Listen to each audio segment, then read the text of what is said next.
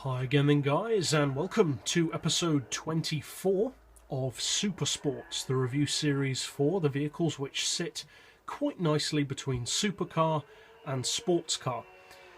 And technically, an argument could be made that this particular vehicle is more on the side of being a supercar than a supersports model.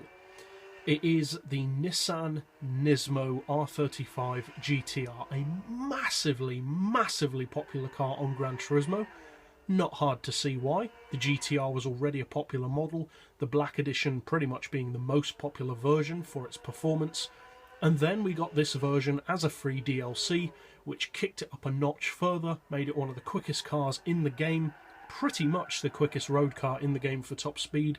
With the right tuning, it's faster than a Huayra, and it's much more forgiving than cars like the Huayra or the Veyron.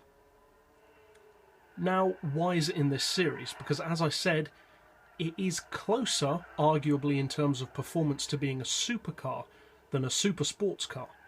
Well, to be honest, the main reason why I've included this particular car in the SuperSports series rather than the Ultimate Exotics series is for continuity. The GT-R that I already featured in this series, the original 2007 R35, was a SuperSports model. And for the sake of, as I said, continuity, for easy reference, and to keep it in the family, I'm keeping this car in the SuperSports series. Then there's another factor, which is marketing. Being a supercar is not just about performance. Many people think it is, but it really isn't. Certain vehicles may have the performance of a supercar, but that does not mean they are one. I mean, these days there are four-door saloons that can do 200 miles per hour. That doesn't make them a supercar, so sheer performance alone does not make a vehicle a supercar. The way that the GT-R is marketed is on the same kind of level as vehicles like the Gallardo, the F430, etc. Vehicles which are not supercars. They are supersports models which act as the baby model to the bigger supercar models of their respective companies. The Gallardo, for instance, being the baby brother of the Murcielago, the 430 being the baby brother of, at the time, the Enzo and the 599, etc. Now, this car doesn't have a bigger, more powerful brother, but still, it is marketed to go against those kinds of vehicles. People don't compare GT-Rs to Koenigsegg's and Pagani Huayras because it's not in that class. It has the performance of that class, but it's not of that class. Now, with all that nonsense out of the way, what does the Nismo have to offer? Because people already know how fast it is, but how does it actually compare to the other GT-Rs? Is it really the best GT-R in the game? Well, on paper, in many ways, yes. Not in every way, though. It is one of the heavier GT-Rs, for instance. The V-Spec undercuts it by quite a lot.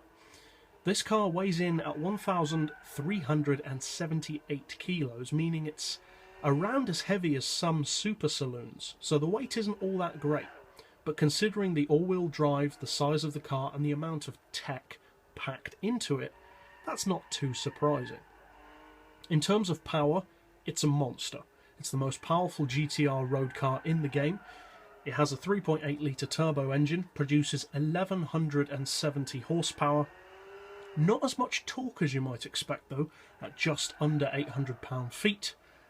And unfortunately, if you're looking for sheer spec, the power to weight ratio actually isn't all that great on this car, considering how powerful it is, because of how heavy it actually is. This car puts out just under 850 horsepower per tonne, which, although certainly isn't bad, that's no way near as high as many of the other supercars and super sports cars in the game, some of which actually have less power but also much less weight. As far as PP, this is extremely high, one of the highest road cars in the game, just under 700 PP fully tuned. And the price, although expensive for a GT-R, and pretty much the most expensive GT-R road car in the game, is still pretty good value. It's a 155,000 or just under 155,000 credit car. So for value for money, it's fantastic when you compare it to other models from Lamborghini, Ferrari, etc. But if you compare it to other GT-Rs, and To Nismo fans, I must apologise because this is the part of the review that you are not going to want to hear. But in my opinion, and it's not just my opinion, it's about facts as well, this is not the best value for money GT-R. The standard 2007 GT-R offers more bang for buck than this model, because although this is the fastest GT-R, it also costs twice as much as the 2007 GT-R, despite only having around 100 horsepower more. Value for money then is not this car's strongest suit when you compare it to other GT-Rs. If you compare it to other vehicles, certainly it has fantastic value for money. But if you're just looking for a GT-R that represents the best performance for the price, this is not the best. It also is not necessarily the fastest around certain tracks, because having that huge power does not automatically mean you're going to win. The V-Spec and the Black Edition can beat this car on a surprising variety of tracks, especially the V-Spec, with its much more hardcore, lightweight, track-focused package. Overall, though, it's the obvious choice. Tons of people use it, almost everyone uses it, and that's one of the reasons why I personally don't like it so much. But if you're looking for pure performance, obviously it's a fantastic car. So, that's it for this episode. I'll see you guys next time, and as always, thanks for watching.